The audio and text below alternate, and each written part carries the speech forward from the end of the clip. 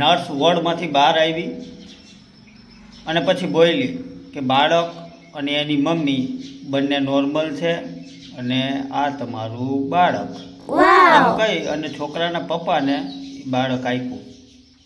છોકરાના પપ્પાએ એની બેનને આપ્યું, એની બેને એના હસબન્ડને આપ્યું, એના હસબન્ડે છોકરાના કાકાને બાળક આપ્યું, કાકાએ કાકીને બાળક આપ્યું, કાકીએ દાદીને આપ્યું અને દાદીએ છેલ્લે દાદાને આપ્યું. તો એ બાળક બોલી ઉઠ્યું.